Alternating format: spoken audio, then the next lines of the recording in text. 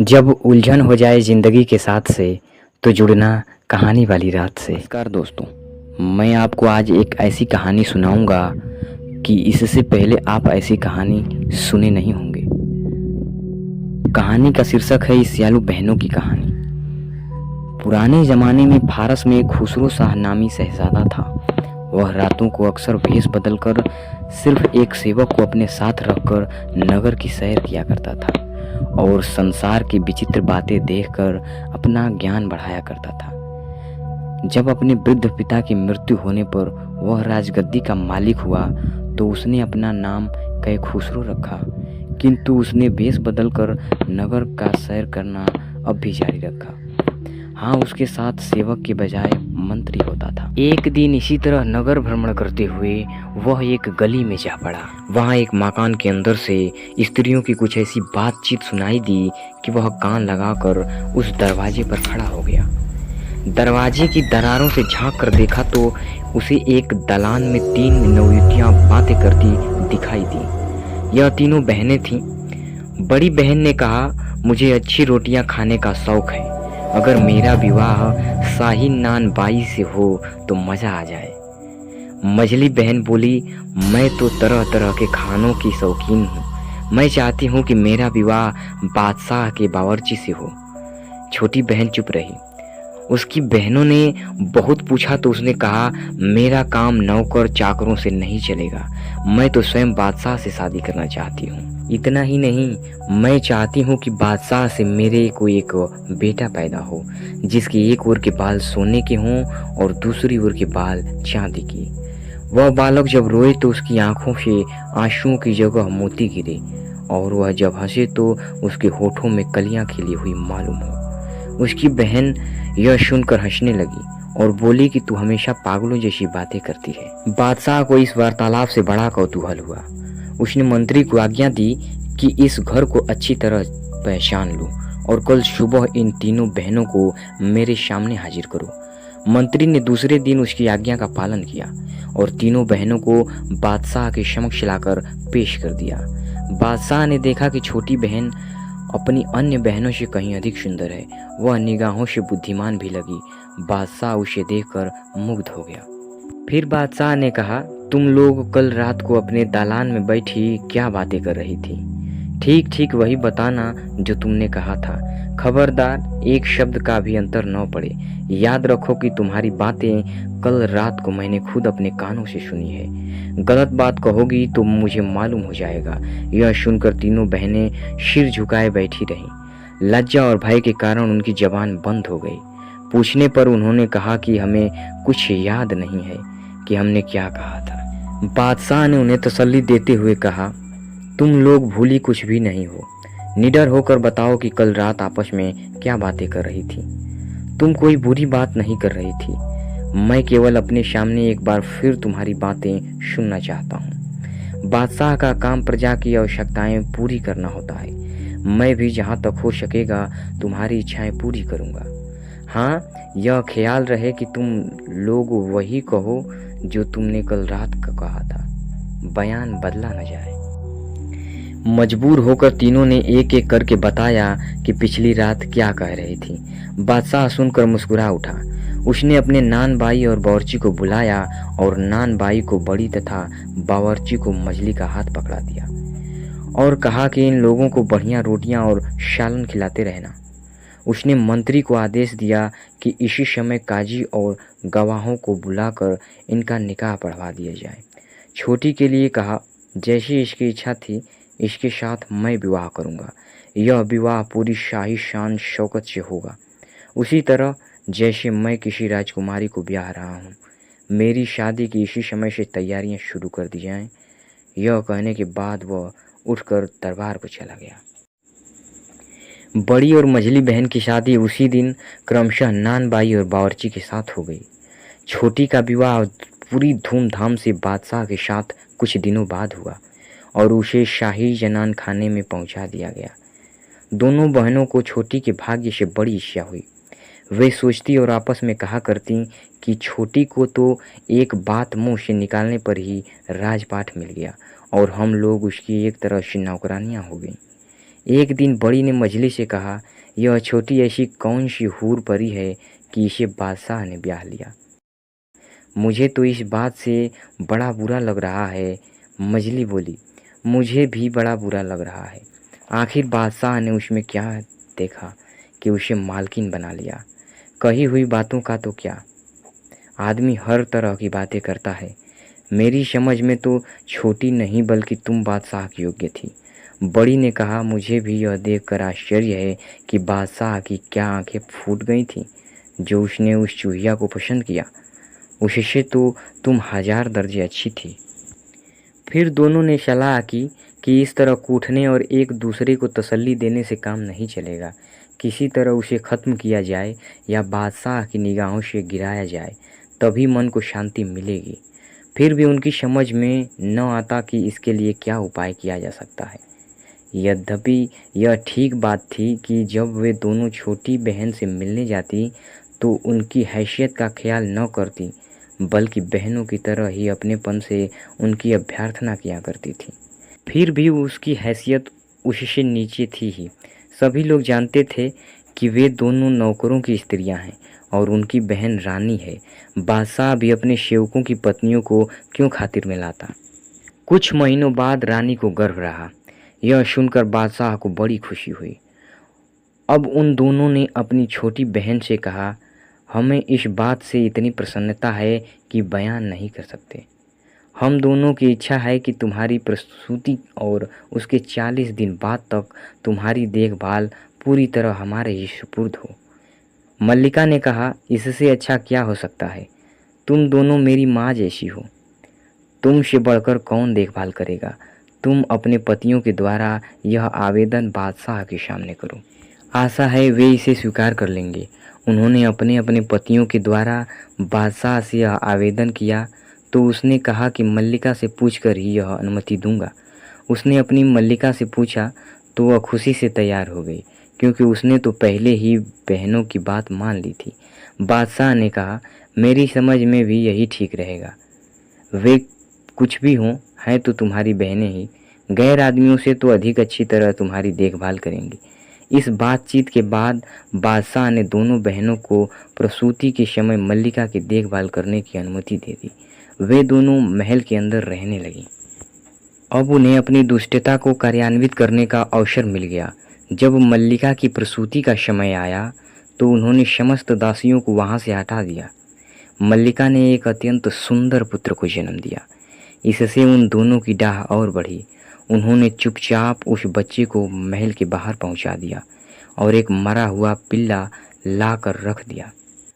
बच्चे को उन्होंने एक कंबल में लपेटकर एक पिटारी में रखा और एक नहर में बहा दिया और महल में आकर दासियों को दिखाया कि मल्लिका ने एक पिल्ला जन्माया है। सब लोगों को इस बात पर बड़ा आश्चर्य हुआ, किंतु बादशाह को जब यह मालूम हुआ तो उसका क्रोध से बुरा हाल हो गया। वह कहने लगा कि ऐसा मरा हुआ पिल्ला जन्माने वाली रानी का मैं क्या करूँगा। मैं उसे मरवा दूंगा। संयोग से मंत्री भी वहां मौजूद था। उसने समझा बुझाकर बादशाह का गुस्सा शांत कर दिया। जिस नहर में श्यालू बहनों ने बच्चे वाली टोकरी बहाई थी वह शाही बाग के अंदर से जाती थी। सारे शाही बागों के व्यवस्थापक यानी बागों के दरोगा का स्थान उसी नहर के किनारे था। उसने नहर में टोकरी बहते देखा तो एक माली से कहकर उसे निकलवाया, क्योंकि नहर में इधर उधर की चीज़ें नहीं आनी चाहिए।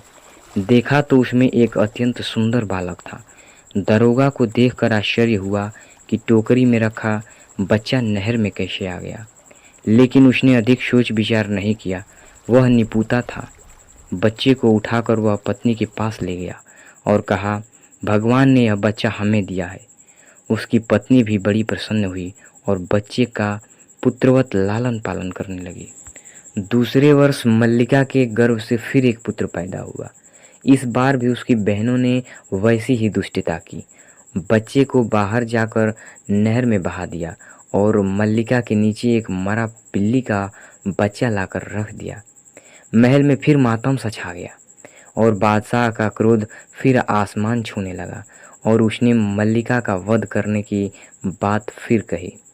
इस बार भी दयालु मंत्री ने समझा बुझाकर उसे मल्लिका को मरवाने से रोका। मल्लिका पहले से अधिक अपमान की स्थिति में रहने लगी। इधर जिस टोकरी में बच्चा रखा था वह फिर बागों के दरोगा के हाथ लगी। वह इस बच्चे को भी पहले की भांति पालने लगा। कुछ दिनों बाद मल्लिका को फिर गर्व रहा। बादशाह को आशा थी कि इस बार की संतान ठीक ठीक होगी, लेकिन दोनों दुष्ट बहनें अब भी वहां मौजूद थीं और उनके मुंह खून लग चुका था। इस बार मल्लिका को बेटी हुई। मल्लिका की बहनों ने उसे भी नहर में बहा दिया। उस टोकरी को भी बागों के दरोगा ने निकलवा लिया और ईश्वरीय देन समझकर इसका पालन पोषण करने लगा। उधर दुष्ट बहनें यह मशहूर किया कि मल्लिका ने छछूंदर को जन्म दिया है। इस बार बादशाह अपना क्रोध बिल्कुल नहीं संभाल पाया। उसने कहा कि ऐसी जीव जंतु पैदा करने वाली रानी से बदनामी ही होगी, इसे जरूर मरवा देना होगा। दयालु मंत्री ने उसके पैरों पर गिरकर कहा, पृथ्वीपाल, आप कुछ न्याय अन्याय का विचार करें। इसमें रानी का क्या अपराध है?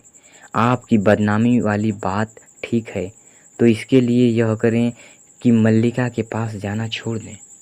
बादशाह ने कहा, तुम इतना कहते हो तो उसे जान से नहीं मरवाऊंगा, लेकिन मैं सज़ा ज़रूर दूंगा, और सज़ा भी ऐसी दूंगा जो मृत्यु दंड से भी बढ़कर कष्टकारक हो, और इस सज़ा के बारे में मैं तुम्हारी कोई बात नहीं सुनूंगा।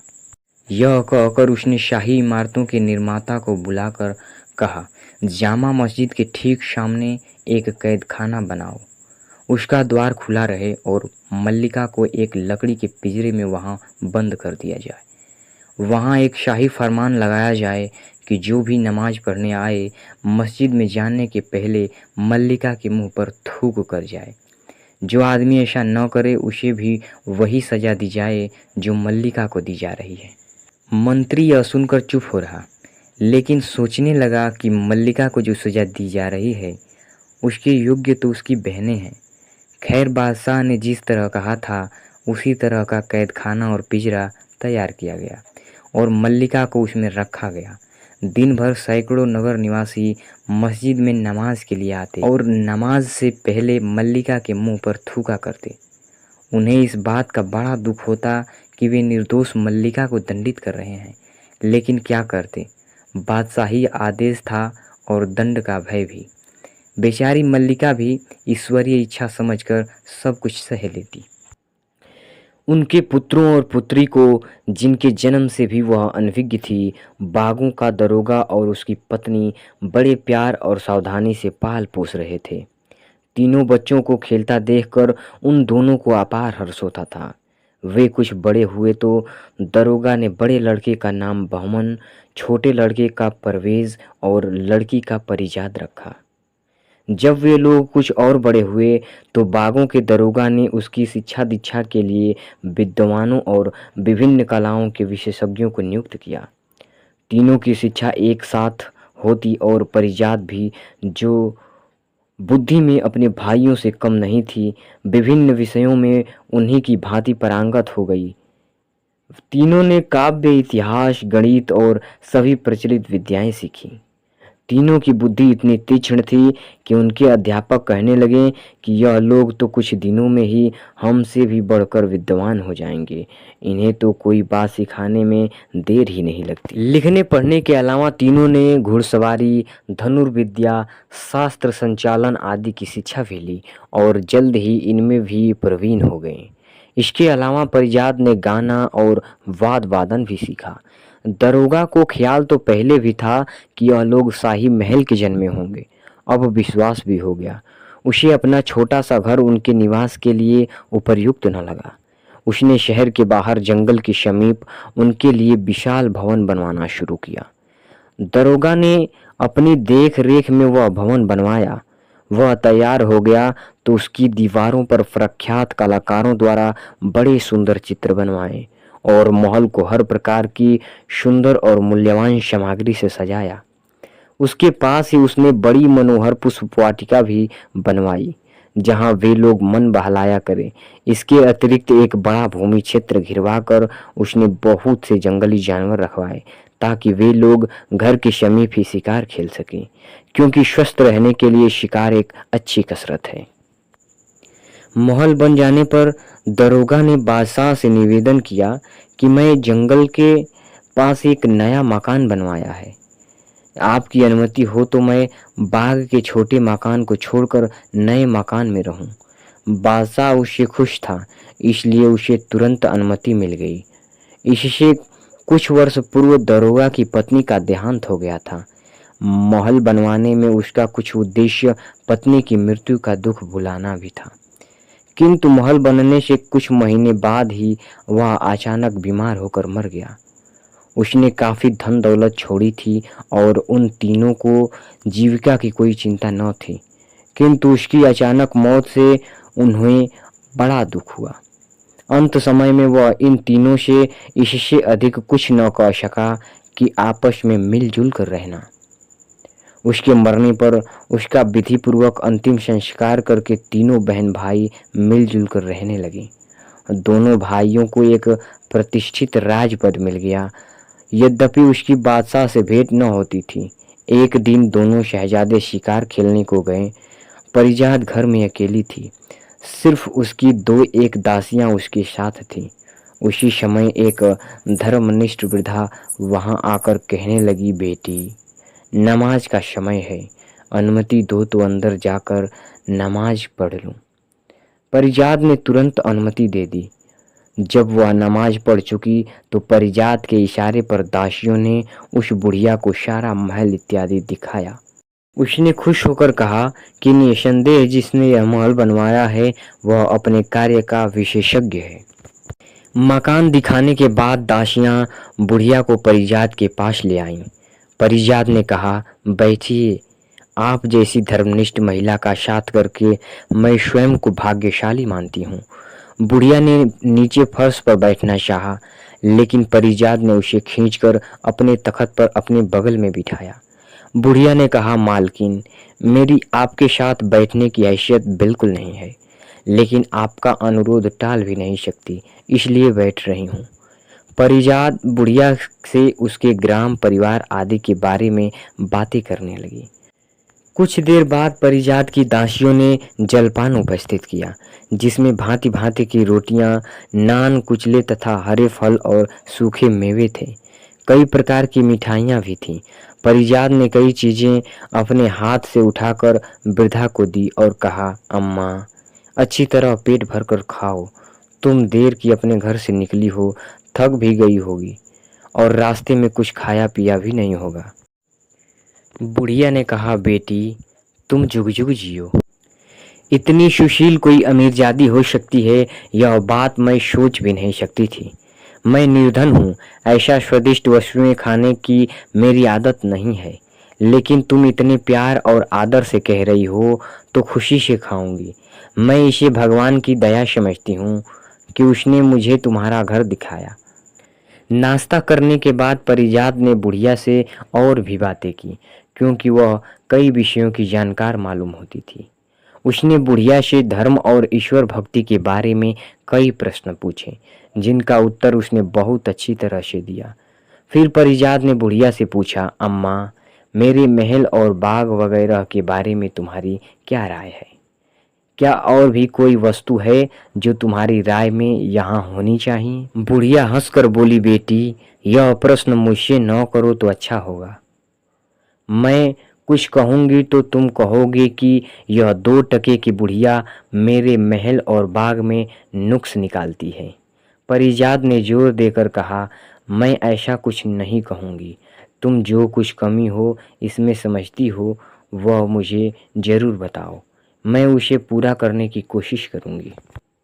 बुढ़िया ने कहा, यहाँ सब कुछ है, किंतु मेरी समझ में यहाँ पर 3 चीज़ें आ जाएं तो संसार में तुम्हारा बाग अद्वितीय हो जाए, लेकिन उनका मिलना कठिन है। एक तो बुलबुल हजार दांसता है, जब वह बोलता है तो हजारों चिड़िया जमा हो जाती हैं और उसके स्वर में स्वर मिलाने लगती हैं। दूसरा एक गाने वाला पेड़ है, उसके पत्ते मोटे और चिकने हैं। जब हवा चलने पर पत्ते एक दूसरे से रगड़ खाते हैं तो उनमें मधुर संगीत निकलता है। इस संगीत से हर एक सुनने वाला मुग्ध हो जाता है। तीसरी वस्तु है सुनहरा पानी। उसकी एक बूंद किसी बर्तन में रख दी जाए तो वह बर्तन अपने आप भर जाता है और फिर उसमें से एक फव्वारा निकलता है जो कभी नहीं रुकता, क्योंकि वह पानी लौटकर उसी बर्तन में गिरता है। परिजात बोली, अम्मा, तुम्हें इन चीज़ों के बारे में इतने विस्तार से पता है तो यह अभी जानती होगी कि यह वस्तुएं कहाँ मिलती हैं। मुझे बताओ तो मैं उनकी प्राप्ति का प्रयत्न करूं। वृद्धा ने कहा, पूरा हाल तो मैं नहीं बता सकती, लेकिन इतना बता सकती हूँ कि इस देश में कहीं भी यह चीज़ें नहीं मिल सकती। यहाँ से कोई व्यक्ति आमुख दिशा में जाए और सीधा चलता ही चला जाए तो 20 दिन की यात्रा के बाद जो पहला व्यक्ति उसे मिले उससे पूछें कि यह तीनों वस्तुएं कहाँ मिलेंगी, वही आगे की राह बतलाएगा। अच्छा बेटी, अब मुझे काफ़ी देर हो गई है, मैं चलूँगी। बुढ़िया को यह क्या मालूम था कि परिजात इतनी साहसी लड़की है कि खुद इन चीज़ों की तलाश में निकल पड़ेगी। इसलिए इसने विस्तार से वह सब कुछ बता दिया जो उसे मालूम था। परिजात ने उसकी बताई एक एक बात याद रखी। वह इस चिंता में पड़ गई कि उपर्युक्त तीनों चीज़ें कैसी प्राप्त की जाएं। कुछ देर बाद दोनों शहजादे शिकार से वापस आए तो देखा कि बहन गहरी चिंता में डूबी है। उन्होंने कहा, क्या बात है परिजात, तुम्हारी कुछ तबीयत खराब है या कोई बात तुम्हारी मर्जी के खिलाफ हो गई? परिजात ने सिर झुकाकर कहा, नहीं, कोई बात नहीं है। बहमन ने कहा, यह तुम झूठ कह रही हो। कुछ ऐसा है जो तुम्हें दुख दे रहा है। अगर तुम नहीं बताओगी तो हम तुम्हारे पास से उठकर नहीं जाएंगे। जब परिजात ने देखा कि दोनों भाई बात को जानने पर अड़े हुए हैं तो उसने कहा कि मैं तुम्हें इसलिए नहीं बताती थी कि जो मैं कहूँगी उससे तुम चिंता और कष्ट में पड़ जाओगे। अब तुम जिद कर रहे हो तो बता देती हूँ। हमारे पिता ने यह महल हमारे लिए बनवाया था और अपनी समझ में उन्होंने सुंदरता और सजावट की कोई ऐसी चीज़ यहाँ लाने से न छोड़ी। मैं भी अभी तक यही समझती थी कि इसमें कोई कमी नहीं है, किंतु आज मुझे 3 चीज़ों के बारे में मालूम हुआ है कि अगर यहाँ पर वो आ जाएं तो हमारा महल अद्वितीय हो जाए। शहजादों ने कहा, कौन सी चीज़ें हैं वे?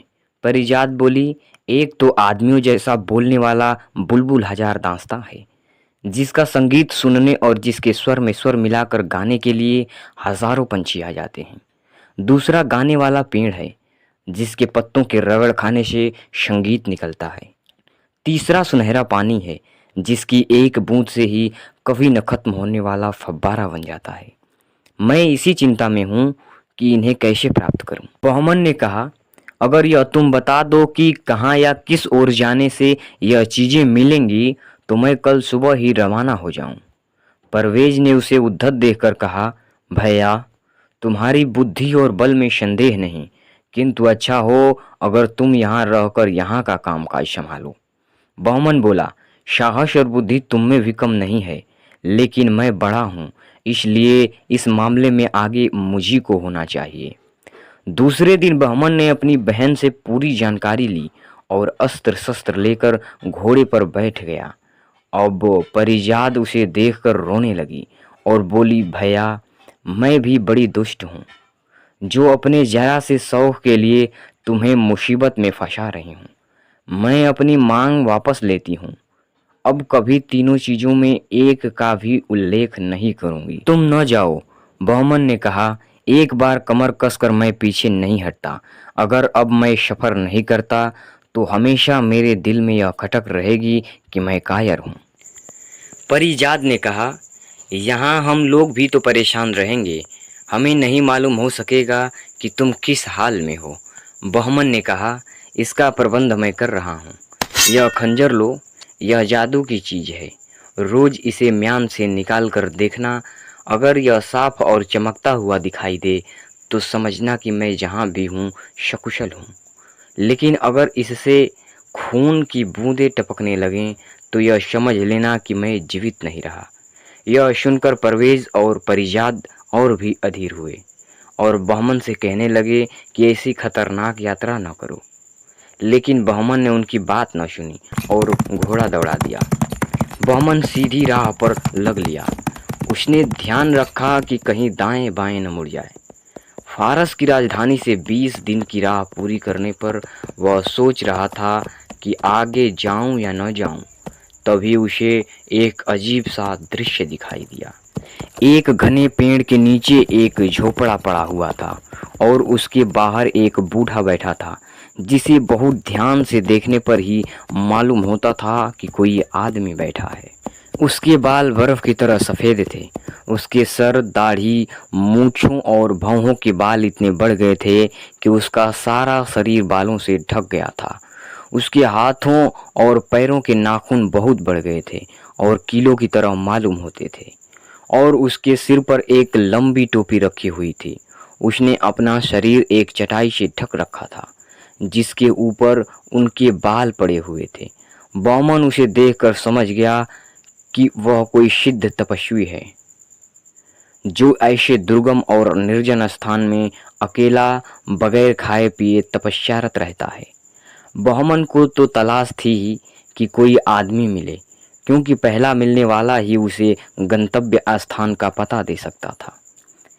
वह यह भी समझ गया कि पहला और आखिरी आदमी यहाँ यही मिल सकता है। बहमन घोड़े से उतरा और उसने वृद्ध तपस्वी के पास जाकर प्रणाम किया। बहमन को उस जगह से जहाँ वृद्ध का मुख हो सकता था कोई ध्वनि तो सुनाई दी, किंतु उसकी समझ में कुछ भी नहीं आया। कुछ देर बाद बहमन ने समझ लिया कि मूंछों और दाढ़ी के घने बालों ने बूढ़े सिद्ध का मुख इस तरह बंद कर रखा है कि इसकी आवाज़ घुट कर रह जाती है। उसने अपना घोड़ा एक पेड़ से बांधा और तपस्वी के पास जाकर अपनी जेब से एक छोटी सी कैंची निकाली। फिर वह बोला, हे तपस्वी पिता, तुम्हारी बात मेरी समझ में बिल्कुल नहीं आई। अगर अनुमति दो तो मैं तुम्हारी भौहों और मूछें छांट दूं। इनके कारण तुम्हारी सूरत आदमी के बजाय रीछ जैसी मालूम होती है। तपस्वी ने इशारे से उसे अनुमति दे दी। बौमन ने उसकी भौहों और मूछों को छांट डाला तो तपस्वी का चेहरा बिल्कुल बदल गया। शहजादा बहमन बोला, तपस्वी पिता, अगर मेरे पास दर्पण होता तो मैं तुम्हें दिखाता कि हजामत के बाद यही नहीं हुआ कि तुम रीछ के बजाय आदमी लगो, बल्कि तुम बूढ़े के बजाय जवान भी लगने लगे हो।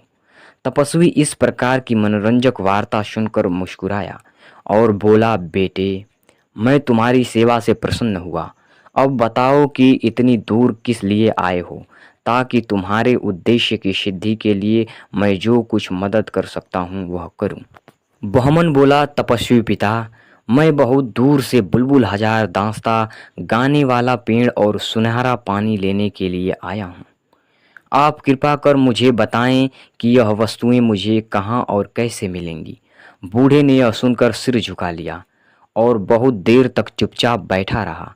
बौमन ने फिर कहा, तपस्वी पिता, तुमने मौन क्यों साध लिया है? अगर तुम्हें नहीं मालूम तो कह दो कि नहीं जानता, मैं किसी और से पूछूं। तपस्वी ने कहा, मुझे मालूम तो है, लेकिन मैं तुम्हें इसलिए नहीं बताना चाहता कि तुम्हारी सेवा के बदले मैं तुम्हें मुसीबत में नहीं डालना चाहता। बहमन ने कहा, यह क्या बात हुई? सिद्ध ने कहा, जहाँ यह चीज़ें हैं वहाँ का मार्ग बड़ा भयानक है। तुम्हारी तरह 20 आदमियों ने वहाँ जाने की राह मुझसे पूछी है और कोई वापस नहीं लौटा। इसलिए तुमसे कहता हूँ कि जहाँ से आए हो वहाँ वापस लौट जाओ। बौमन ने कहा, मैं वापस जाने के लिए यहाँ तक नहीं आया हूँ। मुझे अपना कार्य पूरा करना ही है, चाहे इसमें मेरी जान चली जाए। अपने उद्देश्य में असफल होकर मैं कायर की तरह जीना नहीं चाहता। अभी तक कोई शत्रु मुझे हरा नहीं सका है।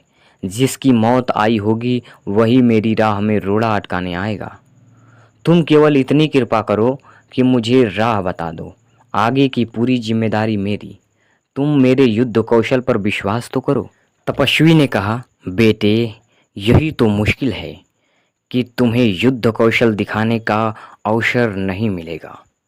तुम्हें जो शत्रु मिलेंगे वे सामने से मुकाबला नहीं करते, बल्कि छुपे तौर पर वार करते हैं। शहजादे ने कहा, मैं छुपे तौर पर वार करने वाले शत्रु से निपटना जानता हूँ। आप मुझे वहां जाने वाली राह तो बताएं। तपस्वी ने उसे बहुत समझाया, लेकिन जब यह देखा कि बहमन किसी तरह अपनी जिद छोड़ता ही नहीं और जब तक राह न मालूम कर लेगा हरगिज नहीं टलेगा, तो उसने अपने झोले से एक गेंद निकाली और कहा, मुझे तुम्हारी जवानी पर अफसोस हो रहा है, लेकिन तुम अपनी जिद पकड़ रखी है तो अपना भला बुरा तुम ही जानो। तुम सवार होकर उधर को जाओ और उस गेंद को भूमि पर गिरा दो। यह गेंद खुद ही लुढ़कने लगेगी और तुम इसी के पीछे पीछे चले जाना। जब तक यह लुढ़कती रहे तब तक तुम भी चलते रहना। एक पहाड़ के नीचे जाकर यह गेंद रुक जाएगी। वहाँ तुम रुक कर घोड़े से उतर जाना और घोड़े की लगाम उसकी गर्दन पर डाल देना ताकि वह ठहरा रहे। तुम फिर पहाड़ पर चढ़ना। तुम अपने दोनों ओर काले पत्थर काफ़ी अधिक संख्या में देखोगे। उन पर तुम ध्यान न देना। इसके अलावा अपने पीछे से आते हुए बहुत से अपशब्द और धमकियां भी सुनोगे। यह बहुत ज़रूरी है कि तुम इन गालियों की पूर्ण उपेक्षा कर दो। अगर तुमने एक बार भी डर कर पीछे की ओर देखा तो तुम और तुम्हारा घोड़ा दोनों काले पत्थर के बन जाओगे। तुम्हें राह में मिलने वाले काले पत्थर भी तुम्हारी तरह उन 3 चीज़ों की खोज में जाने वाले आदमी थे। पीछे देखने के कारण वे पत्थर के बन गए हैं। अगर तुम कुशलतापूर्वक पहाड़ की चोटी पर पहुंच गए तो वहां एक वृक्ष पर टंगा हुआ पिंजड़ा मिलेगा जिसमें गाने वाली चिड़िया मौजूद है। उस चिड़िया की बातों से भी न डरना और उससे गाने वाले पेड़ और सुनहरा पानी का पता पूछना। वह तुम्हें बतलाएगी कि यह चीज़ें कहाँ मिलेंगी। इन सब चीज़ों को पाने के बाद तुम्हारी राह में कोई खतरा नहीं रहेगा। मैंने यह सब तुम्हें बता जरूर दिया है, लेकिन मेरा अब भी यही कहना है कि तुम वापस लौट जाओ। मैं साफ देख रहा हूँ कि तुम वहाँ गए तो काला पत्थर बनकर रह जाओगे। बहमन ने कहा, अब जो होना है होकर ही रहेगा, मैं पीछे तो लौटता नहीं। यह कहकर शहजादे ने घोड़ा खोला और उस पर सवार होकर तपस्वी की दी गई गेंद गिरा दी। गेंद लुढ़कती हुई आगे को चली। काफी दूर जाने पर गेंद एक पहाड़ की तलहटी पर रुक गई, जहां ऊपर जाने के लिए एक तंग रास्ता था। शहजादे ने घोड़े से उतरकर उसकी गर्दन पर लगाम डाली और पहाड़ पर चढ़ने लगा। कुछ दूर जाने पर उसे बड़े बड़े काले पत्थर दिखाई दिए। इसके आगे 4-5 कदम ही चला था कि पीछे से बड़ी अप्रिय आवाजें आने लगीं। कोई आवाज होती, यह कौन बेवकूफ आगे चला जा रहा है, पकड़ो इसे। कभी आवाज आती, यह बड़ा दुष्ट है, इसे पकड़कर मार डालो। कभी चीखती और गरजती आवाजें आती, वह जा रहा है चोर, खूनी, बदमाश, घेर लो इसे। कभी हल्की सी आवाज आती, इसे पकड़कर बांधे रखना, यह बोलती चिड़िया को चुराने के लिए आया है। कभी कोई यह कहता जान पड़ता, यह वहां पहुंच कहां पाएगा, रास्ते में छुपे गड्ढे में गिरकर मर जाएगा।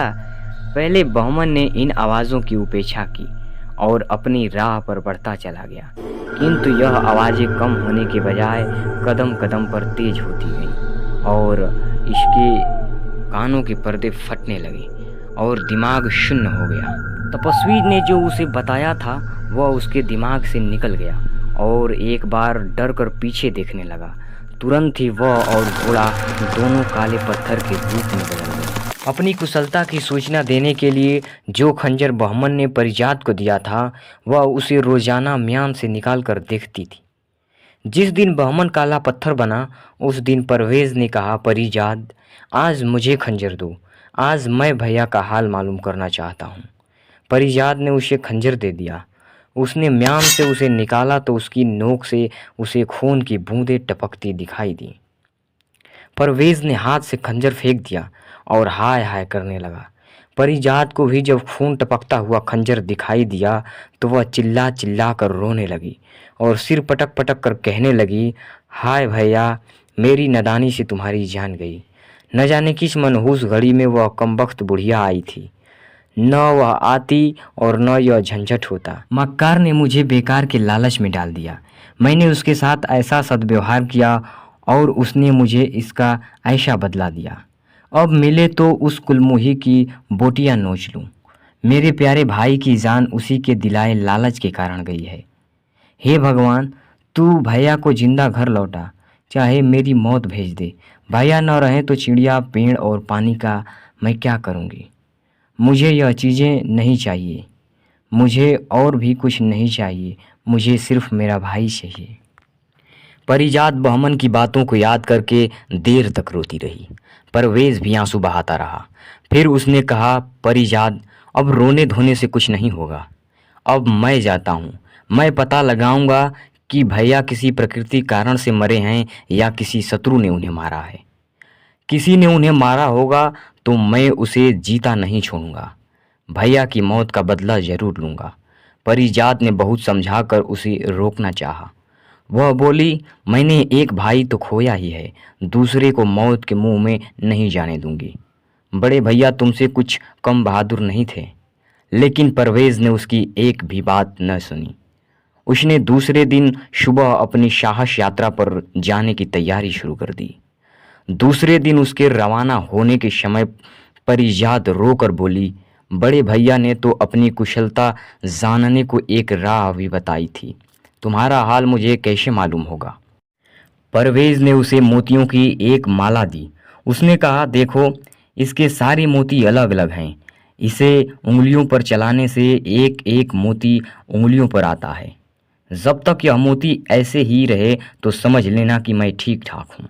जिस दिन यह एक दूसरे से चिपक जाए और माला न फेरी जा सके तो समझ लेना कि मैं भी दुनिया में नहीं रहा।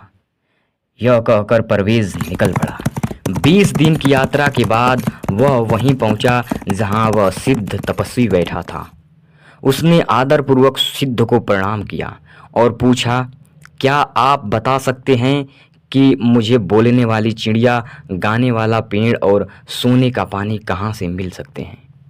तपस्वी ने कहा, बेटे, वह राह बहुत खतरनाक है।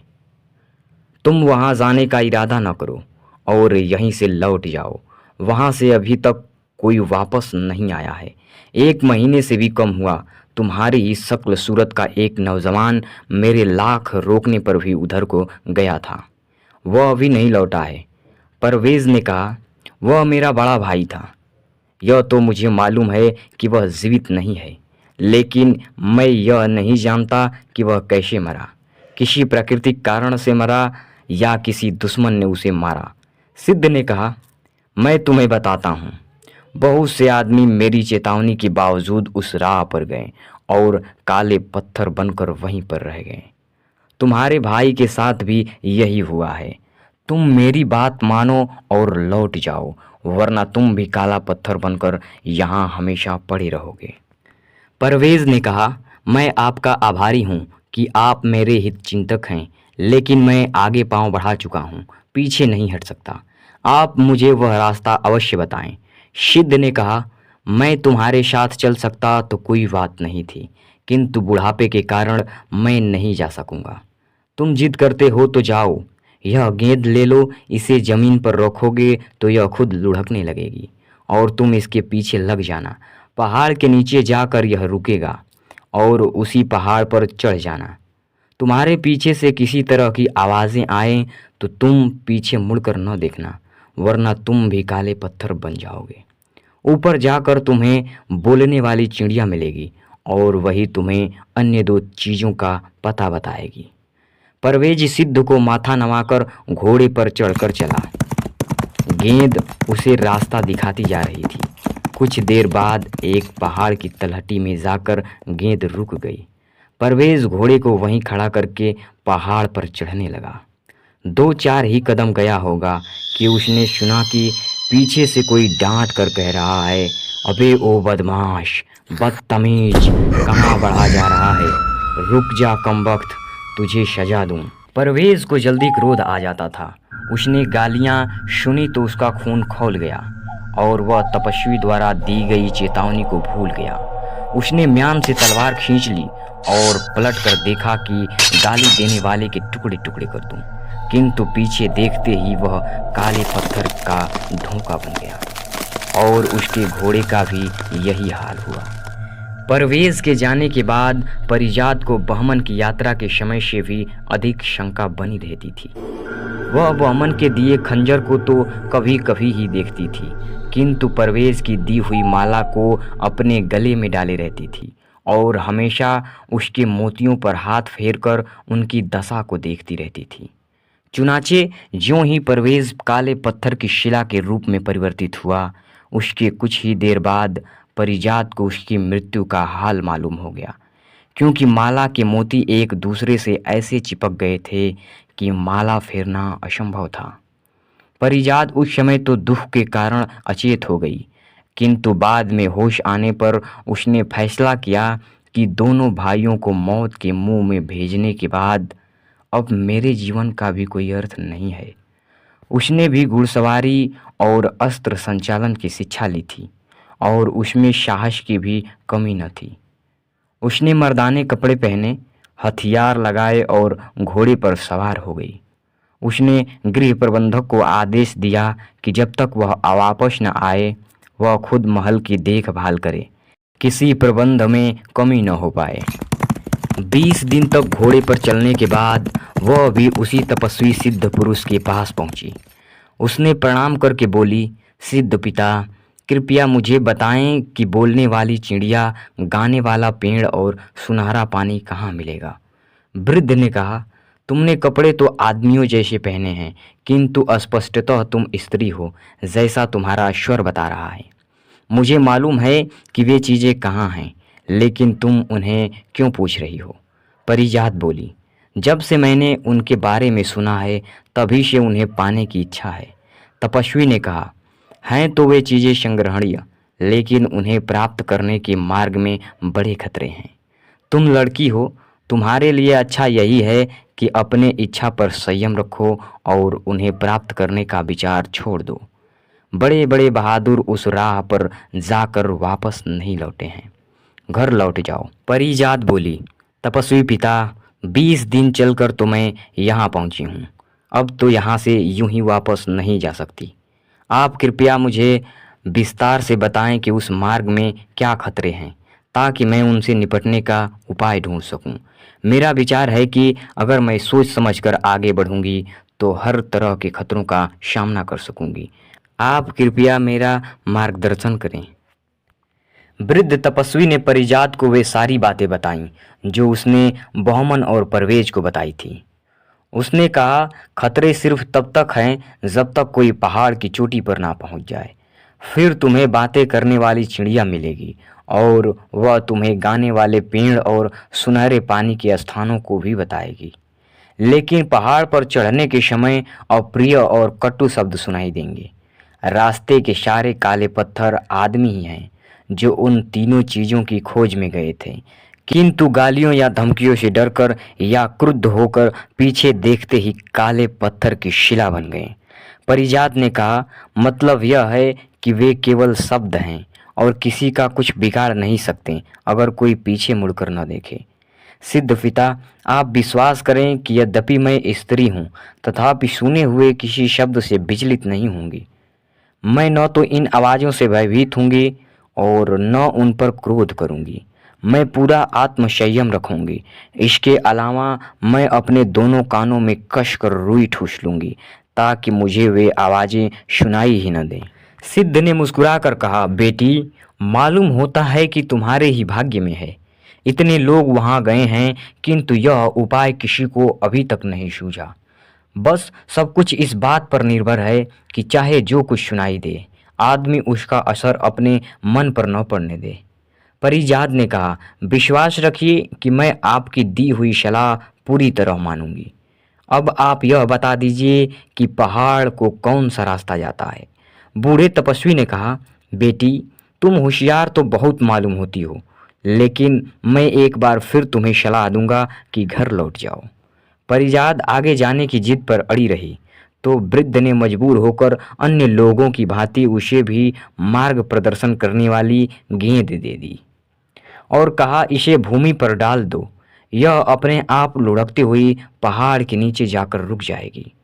तुम वहीं घोड़े से उतरना और पहाड़ पर चढ़ना शुरू कर देना। परिजात ने ऐसा ही किया और तेजी से लुढ़कती हुई गेंद के पीछे घोड़ा दौड़ाने लगी। गेंद पर्वत के नीचे जाकर रुक गई और वह घोड़े से उतर पड़ी और उसकी गर्दन पर लगाम डालने के बाद उसने अपने कानों में ठूस ठूस कर रुई भर ली और धीरे धीरे पहाड़ पर चढ़ने लगी।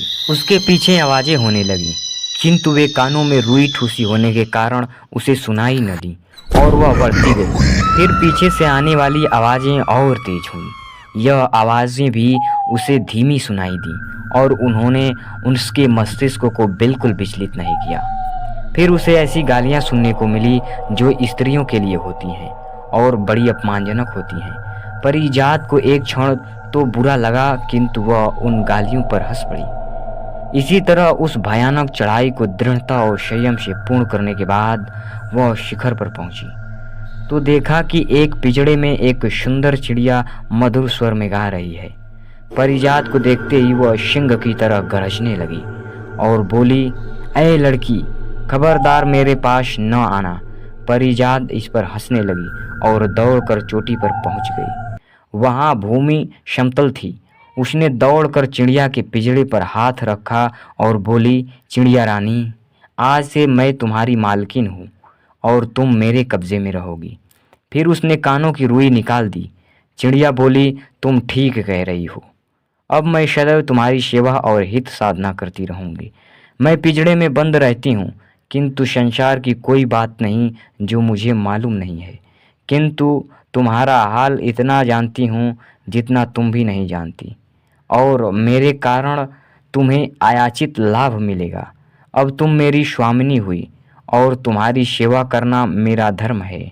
इस समय तुम बताओ कि मुझे से क्या चाहती हो, मैं बगैर नानुकुर किए उसे करूँगी। चिड़िया की बातों से परिजात को प्रसन्नता हुई, यद्यपि उसे अपने भाइयों के विनाश का बड़ा दुख भी था।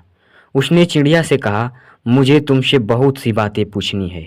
सबसे पहले यह बात बताओ कि मुझे सुनहरा पानी कहाँ मिलेगा। चिड़िया ने जो मार्ग बताया उस पर चलकर परिजात सुनहरे पानी के कुंड पर पहुंची और एक चांदी की सुराही में जो वह अपने साथ ले गई थी अच्छी तरह पानी भर कर ले आई। फिर उसने चिड़िया से गाने वाले पेड़ के बारे में पूछा। चिड़िया ने कहा, तुम्हारे पीछे की ओर एक बड़ा जंगल है। यह जंगल बहुत दूर नहीं है, उसी में गाने वाला पेड़ मिलेगा। तुम्हें आसानी से मालूम हो जाएगा कि कौन सा पेड़ है, क्योंकि संगीत सिर्फ उसी से निकल रहा होगा। परिजात ने कहा, यह तो ठीक है, लेकिन मैं उस पेड़ को उखाड़ कर लाऊंगी कैसे? चिड़िया बोली, पेड़ नहीं उखड़ेगा, तुम सिर्फ एक टहनी तोड़ कर ले आओ।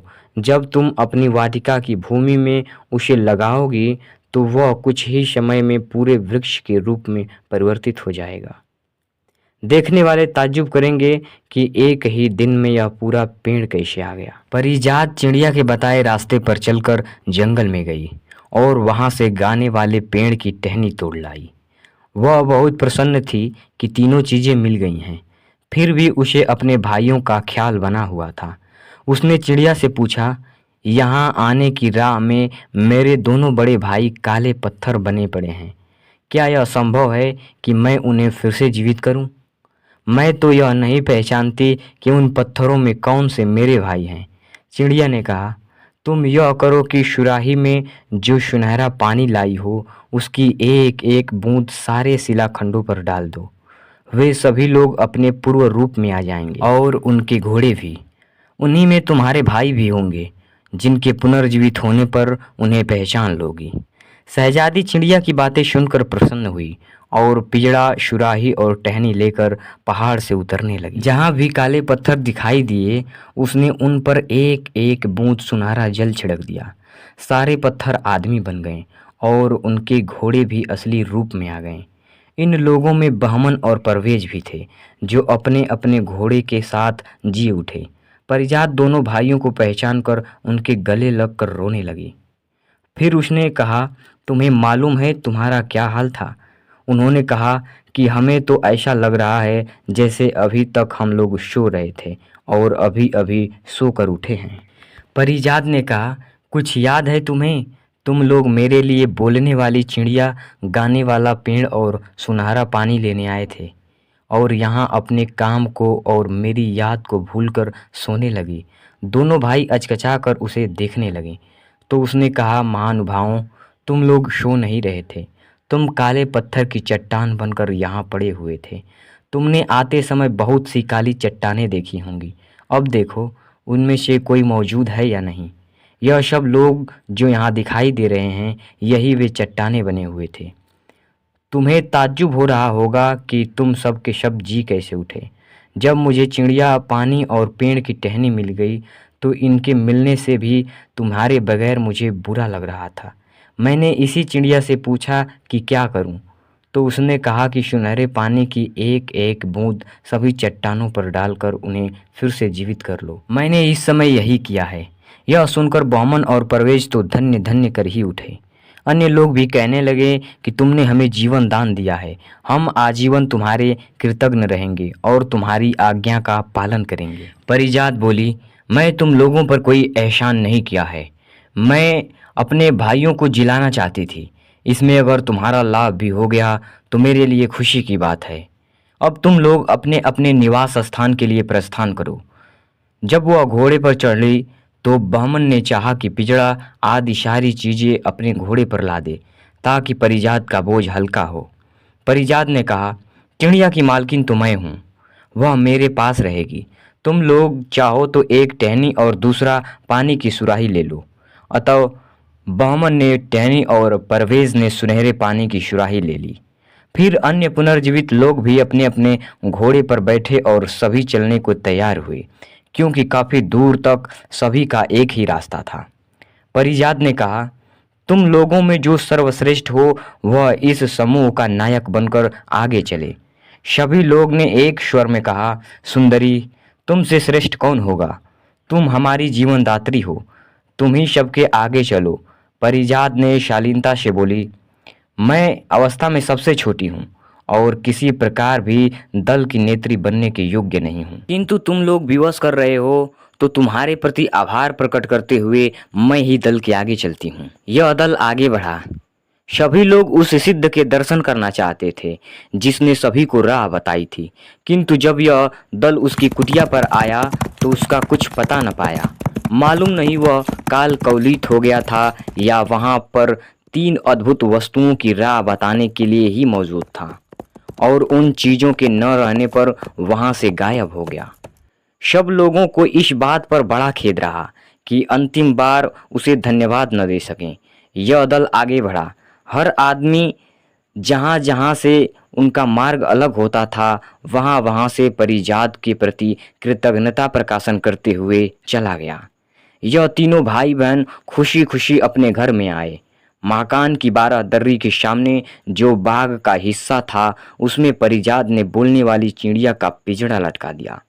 कुछ ही देर में उसके आसपास 20 तरह के पक्षी जमा हो गए और उसके स्वर में स्वर मिलाकर बोलने की कोशिश करने लगे। उसी जगह थोड़ी दूर पर परिजात ने गाने वाले वृक्ष की टहनी जमीन में रोप दी। कुछ ही देर में बढ़ते बढ़ते वह पूरा पेड़ हो गया और हवा चलने पर पत्तों की रगड़ से उसमें से भी ऐसे ही संगीत उठने लगा जैसे मूल वृक्ष से उठ रहा था। परिजात ने कारीगरों को बुलवाकर एक संगमरमर का हौज बनवाया। उनके बन जाने पर उसमें एक स्वर्ण पात्र रखा और उस पात्र में चांदी की सुराही से निकालकर सुनहरे पानी की कुछ बूंदें डाली। तुरंत ही पानी बढ़ने लगा और बर्तन उससे भर गया और फिर उसमें से एक 20 हाथ ऊंचा फव्वारा उठने लगा।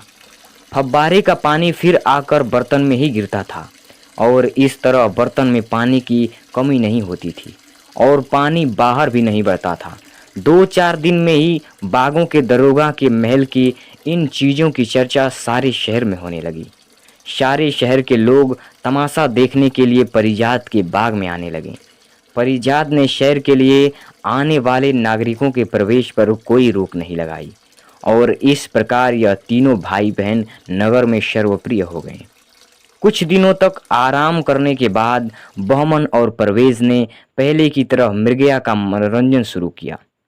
वे अपने घिरे हुए जंगल के बाहर भी शिकार खेलने के लिए जाने लगे। एक रोज वे शहर से लगभग 1 कोस की दूरी पर स्थित एक जंगल में शिकार खेल रहे थे। संयोग से उसी समय बादशाह भी वहां शिकार खेलने आया हुआ था।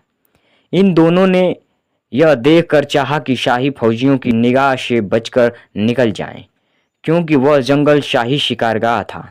लेकिन बच निकलने के चक्कर में वे ऐसे रास्ते पर पड़ गए जहां से होकर बादशाह की सवारी आ रही थी।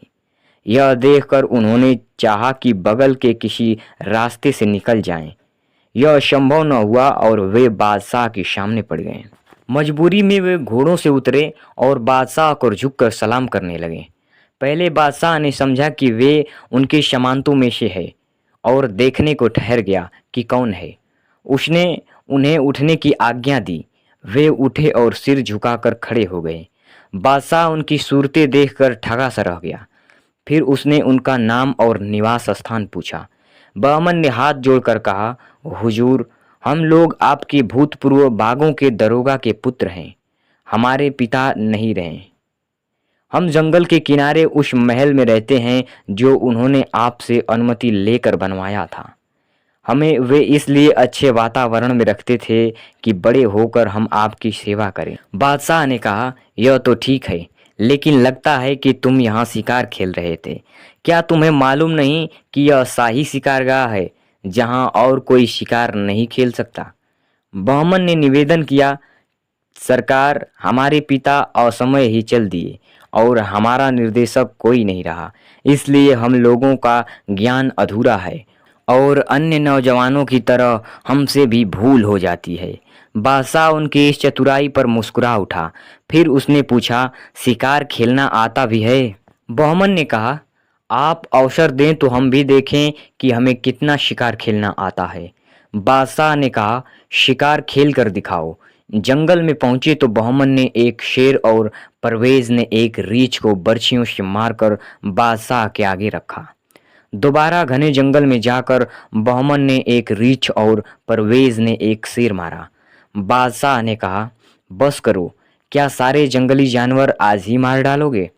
मैं तो सिर्फ यह देखना चाहता था कि तुम लोगों में कितना शौर्य है। बादशाह उनके शिष्टाचार, शारीरिक सौंदर्य और वीरता से अत्यधिक प्रभावित हुआ। वह उन्हें अपने से अलग करना ही नहीं चाहता था। उसने कहा, मैं चाहता हूं कि तुम लोग यहाँ से मेरे साथ महल में चलो और मेरे साथ भोजन करो। बहमन ने कहा, हुजूर, इस समय आपका साथ न कर सकेंगे। इस उदंडता के लिए क्षमा चाहते हैं। बादशाह ने आश्चर्य से पूछा, क्यों? बहमन बोला, हमारी एक बहन है। हम तीनों जो भी करते हैं तीनों की सलाह से करते हैं। हम बहन की सलाह लेकर ही आपके यहाँ आ सकेंगे। बादशाह ने कहा, मुझे इस बात की बड़ी खुशी है कि तुम भाई बहन एक दूसरे की सलाह से ही काम करते हो। आज तुम अपने घर जाओ और अपनी बहन से सलाह करके कल यहीं शिकार खेलने आना और मुझे बताना कि तुम लोगों में क्या सलाह हुई है। बहमन और परवेज बादशाह से विदा होकर अपने घर आए, किंतु उन्हें बादशाह की कही हुई बात याद न रही और उन्होंने बहन से कोई सलाह नहीं ली। दूसरे रोज वे शिकार खेलने गए तो बादशाह वापसी के समय पूछा कि तुमने अपनी बहन से क्या सलाह ली है? अब यह दोनों घबराए। असलियत यह थी कि दोनों का मन शिकार में ऐसा रमा था कि उन्हें शिकार के अलावा हर बात भूल जाती थी। बादशाह ने पूछा तो वे दोनों घबराकर एक दूसरे की ओर देखने लगे।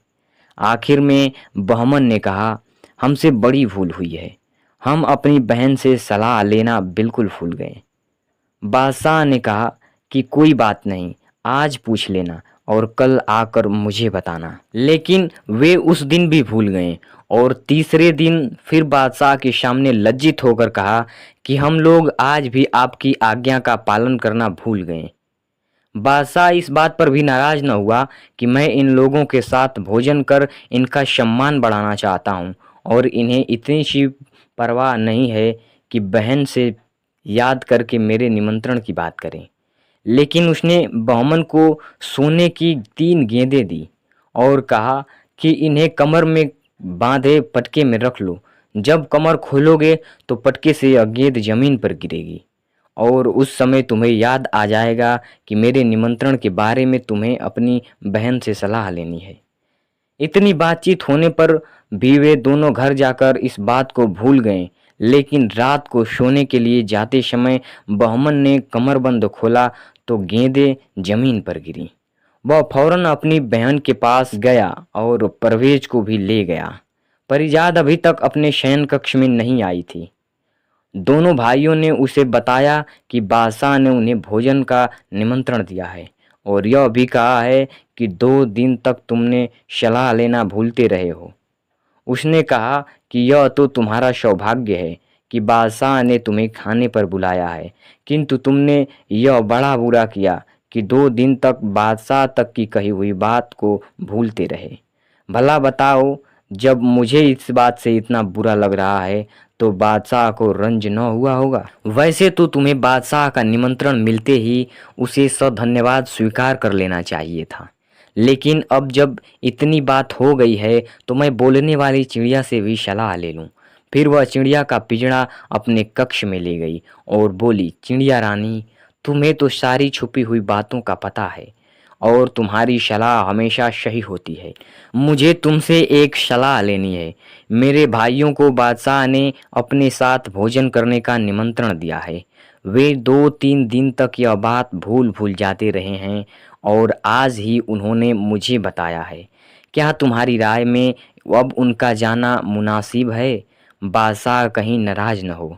चिड़िया ने कहा, मालकिन, तुम्हारे भाइयों को बादशाह की आज्ञा जरूर माननी चाहिए। वह अपने राज्यकाल में सभी का मालिक है। उसका मेहमान बनने में इन दोनों को किसी प्रकार हानि नहीं होगी। वे शौक से जाएं, लेकिन इसके बाद यह भी जरूरी है कि बादशाह को अपने घर आकर भोजन करने का निमंत्रण दें। परिजाद ने कहा, मैं अब अपने भाइयों को उनके साधारण कामों के अलावा कहीं जाने देना नहीं चाहती। मैं उनकी सुरक्षा के लिए डरती रहती हूँ। चिड़िया ने कहा, उन्हें बेखटक भेजो, उन्हें कोई नुकसान नहीं होगा। परिजाद ने कहा, अच्छा, जब बादशाह यहाँ आए तो मैं उनके सामने निकलूं या नहीं? चिड़िया ने कहा, इसमें कोई हर्ज नहीं है। हर बादशाह अपनी सारी प्रजा के लिए पिता के समान होता है और पिता के सामने जाने में किसी को झिझक नहीं होनी चाहिए। परिजाद ने इसके बाद भाइयों से कहा कि तुम लोग बादशाह का निमंत्रण स्वीकार कर लो, लेकिन इसके बाद उससे एक बार यहाँ भोजन करने को भी कहो। दूसरे दिन शिकारगाह में बादशाह ने उनसे पूछा कि आज तुमने अपनी बहन से पूछा या आज भी भूल गए? बहमन ने कहा, हम आपकी आज्ञा से बाहर नहीं हो सकते। हमने उससे पूछा तो उसने हमें आपका निमंत्रण स्वीकार करने की सलाह दी। इसके अलावा उसने हमें बुरा भला भी कहा कि हम 2-3 दिन तक यह क्यों भूलते रहे। बादशाह ने कहा, इसकी कोई बात नहीं है। तुम 2 दिनों तक मेरी बात भूले रहे, इसकी मुझे कोई नाराजगी नहीं है। दोनों भाई यह सुनकर बड़े लज्जित हुए कि बादशाह हम पर इतना कृपालु है और हम उसके प्रति इतने लापरवाह हैं। वे लज्जा के मारे बादशाह से दूर दूर ही रहे। बादशाह ने यह देखा तो उन्हें अपने पास बुलाकर उन्हें आश्वासन दिया कि ऐसी छोटी मोटी भूलों का मैं ख्याल नहीं किया करता और मैं तुम लोगों से बिल्कुल नाराज नहीं हूँ। फिर उसने शिकार खत्म किया और महल को वापस हुआ। उसके साथ बहमन और परवेज भी थे।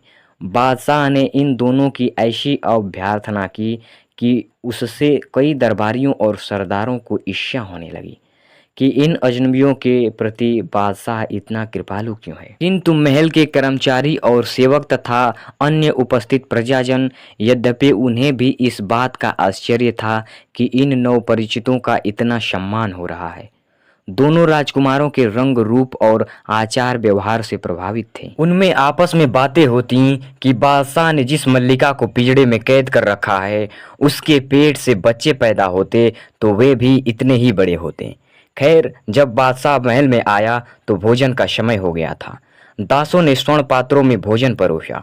बादशाह ने बहमन और परवेज को बैठने का इशारा किया।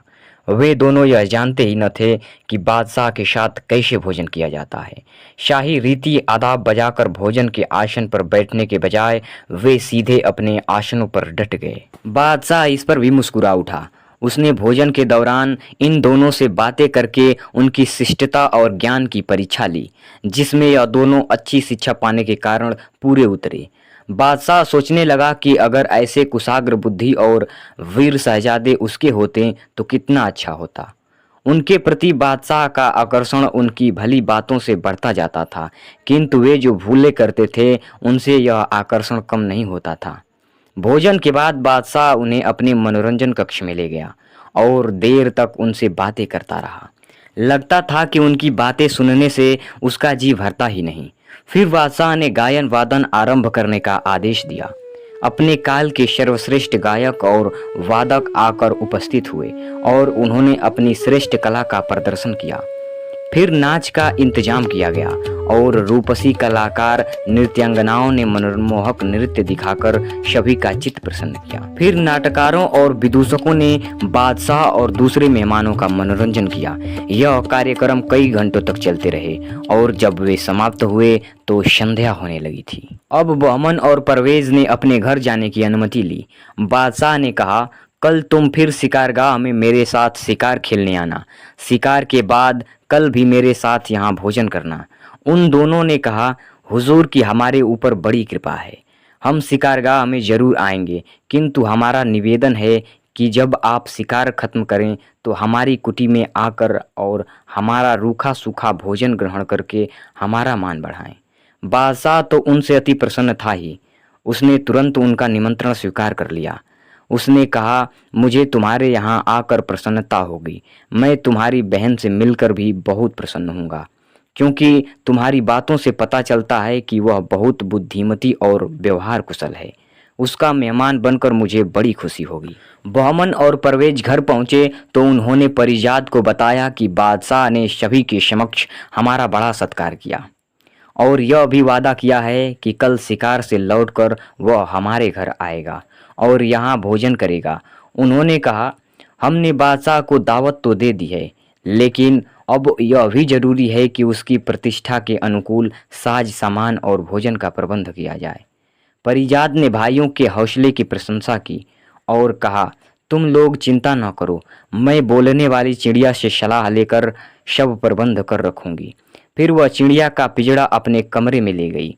उसने चिड़िया को पूरा हाल बताया तो उसने कहा, मालकिन, यह बड़े सौभाग्य की बात है कि बादशाह आ रहे हैं। तुम उनके स्वागत सत्कार का जो भी प्रबंध कर सको वह यथेष्ट होगा, किंतु मेरे कहने से एक विशेष भोजन बनवाओ। तुम खीरे का गाढ़ा शोरबा बनवाओ और वह जिस प्याले में बादशाह के सामने लाया जाए उसमें शोरबे की सतह पर अनबिंदे मोती इस तरह बिछे हों जैसे पाक क्रिया के दौरान उसकी सतह पर आ गए हों। परिजात ने हैरान होकर कहा, यह किस प्रकार का व्यंजन होगा? मेरी तो कल्पना में भी नहीं आता कि कोई व्यक्ति शोरबे के साथ मोती खा सकता है। बादशाह क्या कहेंगे? फिर अनबिंदे मोती मिलेंगे भी कहाँ से? चिड़िया ने कहा, मालकिन, यह बात मैंने सोच समझकर कही है। तुम इस बारे में बहस मत करो, मेरी यह बात जरूर मान लो। मोती कहाँ मिलेंगे यह मैं तुम्हें बताती हूँ। तुम अपने कृत्रिम जंगल में जाकर दाहिनी ओर के सबसे बड़े पेड़ की जड़ के पास की जमीन खुदवाना। वहां से तुम्हें अपनी आवश्यकता से कहीं अधिक मोती मिल जाएंगे। परिजात को चिड़िया पर इतना भरोसा था कि उसने उसकी बात मान ली। दूसरे दिन सुबह दो मजदूरों को लेकर गई और वर्णित वृक्ष के नीचे की जमीन खुदवाने लगी। खोदते खोदते एक बार फावड़ा एक कड़ी चीज से टकराया। होशियारी से खोदा तो मजदूरों को एक सोने का संदूकचा मिला। उसे बाहर लाकर खोला तो उसके अंदर ढकने तक अनबिंदे मोती भरे हुए थे। परिजात उन्हें पाकर बहुत खुश हुई। चिड़िया के ज्ञान पर उसका विश्वास और बढ़ गया। वह सोने का संदूकचा उठाकर अपने मकान की ओर चली। बहमन और परवेज को सुबह ही यह देखकर आश्चर्य हो रहा था कि इस समय मजदूरों के साथ कहाँ जा रही है। इस समय सोने का संदूकचा लिए वापस आते देखकर और भी आश्चर्य में पड़े। उन्होंने कहा कि तुम सुबह सुबह कहाँ गई थी और यह संदूकचा कहाँ से लाई हो? सुबह जाते समय तो यह संदूकचा तुम्हारे हाथ में नहीं था। परिजात ने कहा, यह लंबी बात है, खड़े खड़े नहीं बताई जा सकती। अंदर चलो तो बताऊंगी। वे लोग उसके साथ घर के अंदर आए तो उसने कहा, कल शाम को मैंने बोलने वाली चिड़िया से सलाह ली थी कि बादशाह की खातिरदारी के लिए क्या करना चाहिए। उसने सलाह दी कि और साज सामान और व्यंजन तो ऐसे हों जैसे बादशाहों अमीरों के खाने में होते हैं, लेकिन उसे एक प्याले में खीर का गाढ़ा शोरबा भी दिया जाए जिसकी सतह पर अनबिंदे मोती पड़े हों। मैंने विरोध करना चाहा कि बादशाह इसे मजाक समझेंगे और क्रुद्ध भी हो सकते हैं, लेकिन वह नहीं मानी, अपने सुझाव पर अड़ी रही। वह कहने लगी कि यह अजीब बात करने के लिए मैं बहुत सोच समझकर तुमसे कह रही हूँ और आश्वासन देती हूँ कि बादशाह नाराज नहीं होंगे और इन सब का नतीजा अच्छा ही निकलेगा। तुम जानते हो कि मुझे उसकी बात पर विश्वास है। उसी ने मुझे गाने वाला पेड़ और सुनहरा पानी दिलवाया है और उसी की सलाह से तुम दोनों और तुम्हारे साथ बीसों आदमी दोबारा जिंदगी पा सके हैं। इसलिए मैं उसकी किसी बात को नहीं टालती। उसी की सलाह पर मैं अपने जंगल के उस पेड़ के पास खुदाई कराकर मोतियों का यह डिब्बा लाई हूँ। बहमन और परवेज यह सुनकर चक्कर में पड़े और काफ़ी देर तक सोचते रहे। अंत में उन्होंने यही ठीक समझा कि जो कुछ हो रहा है होने दिया जाए। वे कहने लगे, बहन परिजाद, तुम हम दोनों से अधिक बुद्धिमान हो। इसमें भी कोई संदेह नहीं है कि वह चिड़िया बहुत सी बातें जानती है जो संसार में कोई अन्य व्यक्ति नहीं जानता। इसलिए चिड़िया की बात मान लेनी चाहिए। बादशाह नाराज होगा तो देखा जाएगा। परिजात ने बावर्चियों को आदेश दिया कि दोपहर तक राजाओं बादशाहों के लायक पूरा भोजन बनाओ। क्या बने यह तुम ही तय करो। सिर्फ एक चीज मेरे कहने से बनाना, वह है खीरे का गाढ़ा शोरबा जिसकी सतह अनबिंदे मोतियों से पड़ी हो। बावर्ची ने यह सुनकर बड़ा आश्चर्य प्रकट किया कि खाने की चीज में साबुत मोती डालने का क्या मतलब है। उन्होंने कहा, सरकार, हमने ऐसा खाना कभी देखा क्या सुना तक नहीं है। हंसों के मोती चुगने की बात जरूर सुनी है, आदमियों को मोती खाते कभी सुना नहीं है। परिजात ने कहा, मैंने तुम्हें बहस करने के लिए नहीं बुलाया। जो कहती हूँ वह करो और जितने मोती बचे वह मेरे पास वापस भेज देना। वे बेचारे चुपचाप चले गए। इधर परिजात ने मकान की ऐसी सफाई कराई कि वह शीशे की तरह चमकने लगा। उसी समय शहजादे बढ़िया कपड़ा पहनकर घोड़े पर सवार हुए और शाही शिकारगाह में पहुंचे। शिकारगाह में कुछ देर तक उन्होंने बादशाह के साथ रहकर शिकार खेला, किंतु उस रोज गर्मी अधिक थी और धूप तेज थी, इसलिए उसने और दिनों से कुछ जल्दी ही शिकार खेलना खत्म कर दिया और अपने सैनिकों को वापस भेजकर दो एक आदमियों को लेकर बहमन और परवेज के साथ उनके भवन की ओर चला। बहमन ने आगे बढ़कर पहले से परिजात को बताया कि बादशाह आ रहे हैं। वह ठीक कपड़े पहनकर भवन के मुख्य द्वार पर आ खड़ी हुई। बादशाह द्वार के सामने घोड़े से उतरा और भवन की ओर चला तो परिजात आगे बढ़ी और उसने अपना सिर बादशाह के चरणों में रख दिया। बहमन और परवेज ने परिचय दिया कि यही हमारी बहन परिजात है। बादशाह ने उसे उठाकर उसके सिर पर हाथ फेरा और उसके सुंदर रूप को वात्सल्यपूर्ण दृष्टि से देखता रहा। उसे यह देखकर ताज्जुब सा हो रहा था कि परिजात की जैसी सूरत उसकी स्मृति में धुंधली सी उभर रही थी, किंतु वह समझ न पाया कि किसकी सूरत है। इसके बाद परिजात बादशाह को भवन के अंदर ले गई। उसने बादशाह को अपने सुंदर और विशाल आवास के हर भाग को दिखाया। बादशाह ने पूरा भवन देखकर कहा, बेटी, तुमने अपने महल की सजावट और रख रखाव खूब कर रखा है। अब मुझे अपना बाग भी दिखाओ। कोई आदमी मुझसे तुम्हारे बाग की बड़ी तारीफ कर रहा था। परिजात ने उस कक्ष का, जिसमें यह सभी लोग मौजूद थे, एक ओर का दरवाजा खोला तो हरा भरा बाग दिखाई दिया। बाग में वैसे तो सब कुछ सुंदर था, किंतु बादशाह की नज़र फव्वारे पर अटक गई। सुनहरा पानी काफ़ी ऊंचाई तक उछल रहा था। बादशाह ने उसे पास से देखना चाहा। परिजात उसे फव्वारे के पास ले गई। बादशाह ने कहा, इसके सुनहरे पानी का हौज कहाँ है और किस चीज़ के जोर से यह फव्वारा इतना ऊंचा उछलता है। यहाँ तो मुझे कोई चीज़ दिखाई नहीं देती, न कोई हौज। वह अपनी बात पूरी करने के पहले ही चौंक कर एक ओर देखने लगा, जहाँ से सुमधुर संगीत की ध्वनि आ रही थी। उसने कहा, क्या तुम लोगों ने बाग के अंदर भी गाने बजाने का प्रबंध कर रखा है? और यह कौन गायक है जिसकी आवाज़ शाही गवैये से भी अच्छी है?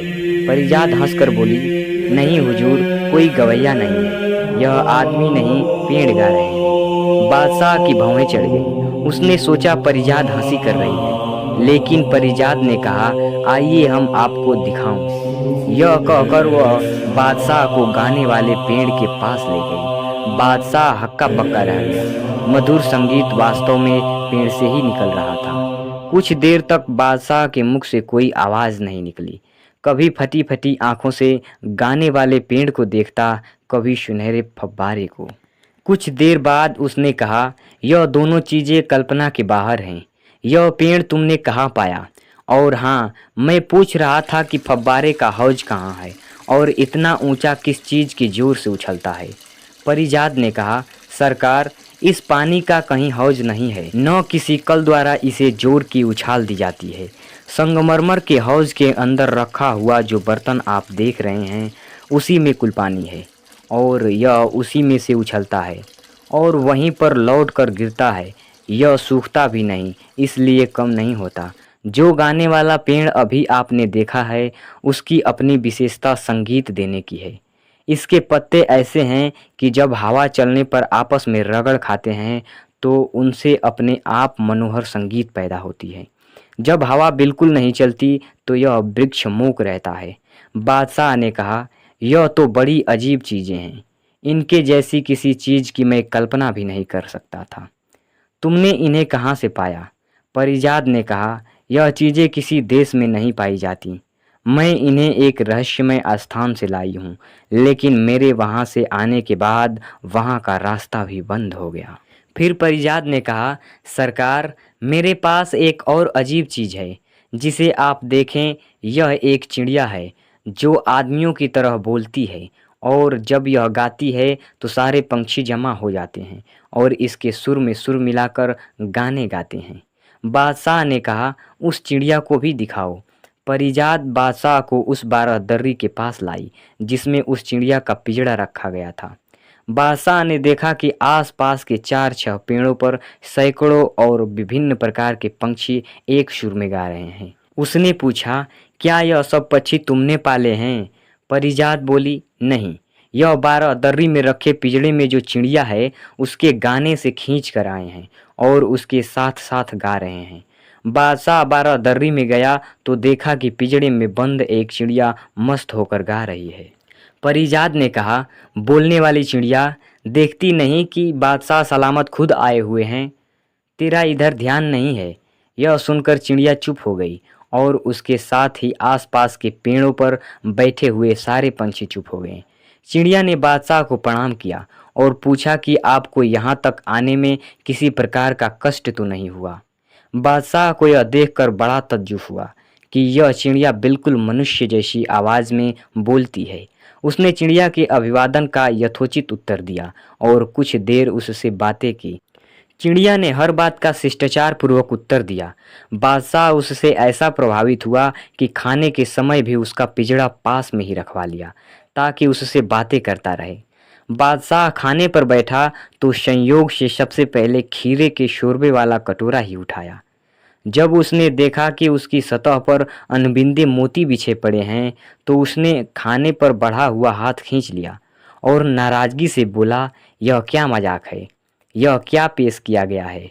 तीनों भाई बहन चुप रहे, किंतु चिड़िया ने तापाक से कहा, सरकार, ईश्वर की माया अपरंपार है। मल्लिका के पेट से कुत्ते बिल्ली निकल सकते हैं तो बादशाह के पेट में मोतियों के ढेर भी जा सकते हैं। बादशाह पहले तो आंखें तरेर कर चिड़िया को देखने लगा, फिर उसे बीती बातें याद आईं तो उसने सिर नीचा कर लिया। कुछ देर मौन रहने के बाद बोला, चिड़िया, तेरी बात ठीक है। मैं भी सोचता हूँ कि जिन बातों पर मैंने विश्वास किया वे बुद्धि से कोसों दूर हैं। फिर भी मैंने उन पर इसलिए विश्वास किया कि स्वयं मल्लिका की बहनों ने यह कहा था और मैंने सोचा कि वे झूठ न कहेंगी, क्योंकि वे उसकी सगी बहनें थीं, उसकी हितचिंतक थीं। चिड़िया ने कहा, सरकार से यही तो भूल हुई कि आपने उन्हें हितचिंतक समझा। जब से उन्होंने देखा कि वे नौकरों से ब्याही गई हैं और छोटी बहन राजरानी बन गई, तो वे जल मरी। उन दुष्टों ने इस बात का भी ख्याल न किया कि मल्लिका ने शादी के बाद भी उनसे बहनों जैसा प्रेम रखा था। मल्लिका को मृत्यु दंड दिलाने के लिए ही उन्होंने 3-3 बार सफ़ेद झूठ बोला। वह तो भला हो उस नेक मंत्री का, जिसके कारण मल्लिका की जान बच गई। मल्लिका के प्रति अपने दुर्व्यवहार को याद करके बादशाह की आंखों में आंसू आने लगे। चिड़िया फिर बोली, सरकार, अपने सामने बैठे इन 3 बच्चों को देखिए। यह वही पिल्ला, बिलौटा और छछूंदर हैं जिन्हें आपकी मल्लिका ने जन्म दिया था। मल्लिका की दुष्ट बहनों ने इनके जन्म पर इनकी जगह मरे जानवर रख दिए और इन्हें कंबल में लपेटकर टोकरियों में डाल डाल कर बहा दिया, ताकि दूर जाकर डूब जाएं और किसी को पता न चले। किंतु भगवान को इन्हें जीवित रखना था। आपके दिवंगत बागों के दरोगा ने इन तीनों को ही नहर से निकलवा लिया। उसकी कोई संतान नहीं थी, इसलिए उसने इनका लालन पालन अपनी संतान की तरह किया और इन्हें भली प्रकार शिक्षा दिलाई और इनके लिए यह महल बनवाया। सरकार, यह तीनों और कोई नहीं है, आप ही की संतानें हैं। बादशाह ने कहा, चिड़िया, तुझे मैं किस तरह धन्यवाद दूं कि दुष्टों की दुष्टता और मल्लिका की दोषहीनता मेरे सामने स्पष्ट की और मेरे बच्चों को पहचानवाया। मैं भी बराबर सोचता था कि इन लड़कों के प्रति मन में अकारण ममता क्यों उपजती है और इनकी बातों पर नाराज क्यों नहीं हो पाता। चिड़िया ने जो सूचना दी थी वह बादशाह के लिए ही नहीं, बहमन, परवेज और परिजात के लिए भी नई थी। वे तीनों अपनी जगह से उठे और बादशाह के पैरों पर गिर पड़े। बादशाह ने सभी को उठाकर सीने से लगाया। चारों की आंखों से आंसुओं की धारा बहने लगी। कुछ देर बाद जब सहज स्थिति में आए तो सबने मिलकर रुचिपूर्वक भोजन किया। कुछ देर तक बातें करने के बाद बादशाह ने उनसे कहा, अब मैं महल को जाता हूँ, कल फिर आऊँगा। कल तुम लोग मेरे ही नहीं, अपनी माता के स्वागत के लिए भी तैयार रहना और इसके बाद महल में रहने के लिए भी। महल में पहुंचकर बादशाह ने मंत्री को बुलाया। उसने उसकी सुमति की प्रशंसा की, जिसके कारण मल्लिका की जान बची थी। फिर उसने मल्लिका की बहनों की दुष्टता का वर्णन किया, जिन्होंने अपनी शिष्ट और सदाचारी सगी बहन के विरुद्ध ऐसा घृणित षड्यंत्र रचा था और 2 राजपुत्रों और 1 राजपुत्री की लगभग जान ही ले ली थी। उसने आदेश दिया कि उन दोनों को अभी वध स्थल में ले जाओ और उनके सिर उड़वा दो। वे किसी प्रकार दया की पात्र नहीं हैं। मंत्री ने अविलंब शाही हुक्म पर कार्य किया और दोनों दुष्ट बहनों को वह दंड मिल गया जिसकी भागी वे बहुत दिनों से थीं। फिर बादशाह जामा मस्जिद के सामने उस कैद खाने में गया जहां उसने मल्लिका को सतत अप्रतिष्ठा का दंड देकर रखा था। उसकी दुर्बलता और फटे पुराने वस्त्र देखकर बादशाह से बर्दाश्त न हुआ और वह उसे गले लगाकर फूट फूट कर रोने लगा। उसने मल्लिका को बताया कि मैंने तुम्हें जो दंड दिया उसका कारण तुम्हारी वे बहनें ही थीं, जिन्हें तुमने और मैंने तुम्हारा हितचिंतक समझा था। उसने बताया कि वे दोनों मरवा दी गई हैं। उसने यह भी कहा कि यह सब मुझे एक अलौकिक बोलने वाली चिड़िया से मालूम हुआ। मल्लिका यह सुनकर खुशी के मारे रोने लगी। बादशाह उसे महल में लाया। उसने हम्माम किया और शाही पोशाक पहनी। रात भर महल में हंसी खुशी होती रही। सुबह बादशाह ने मल्लिका को बताया कि भगवान की दया से तुम्हारे दोनों बेटे और बेटी जिंदा हैं और बड़े आराम से हैं। तुम चलकर उनसे मिलो। यह खबर सारे राज्य में फैल गई और सभी लोग उत्सव सा मनाने लगे। हर जगह नाच रंग होने लगे। मल्लिका बादशाह के साथ इन लोगों के महल में गई। तीनों बच्चे अपनी माँ से देर तक चिपटे रहे। फिर सबने मिलकर भोजन किया। इसके बाद बादशाह और तीनों संतानों ने मल्लिका को गाने वाला पेड़, सुनहरे जल का स्वयं चलित फव्वारा और मनुष्यों की भांति बोलने वाली चिड़िया दिखाई। मल्लिका को मालूम हो रहा था कि वह स्वप्न देख रही है। उन लोगों के निवास स्थान से शाही महल तक आने वाली सवारी को देखने के लिए सड़क पर जबरदस्त भीड़ हो गई। बादशाह ने सार्वजनिक समारोह का आदेश दिया और कई दिनों तक खेल तमाशे होते रहे। बादशाह ने इतना दान दिया कि शहर में कोई व्यक्ति निर्धन नहीं रहा। बादशाह ने इसी अवसर पर बहमन को युवराज घोषित करके क्रियात्मक रूप से उसके हाथ में सारा राज्य प्रबंध दे दिया। परवेज को उसने सेना का अधिपति बना दिया। परिजात को अपने एक मित्र बड़े बादशाह के एकमात्र पुत्र से ब्याह दिया। तो मैं जितेंद्र यादव विदा लेता हूँ आपसे। फिर मुलाकात होगी एक नई कहानी के नए एपिसोड में। तब तक जुड़े रहिए हमारे साथ, क्योंकि फिर आएगी कहानी वाली रात।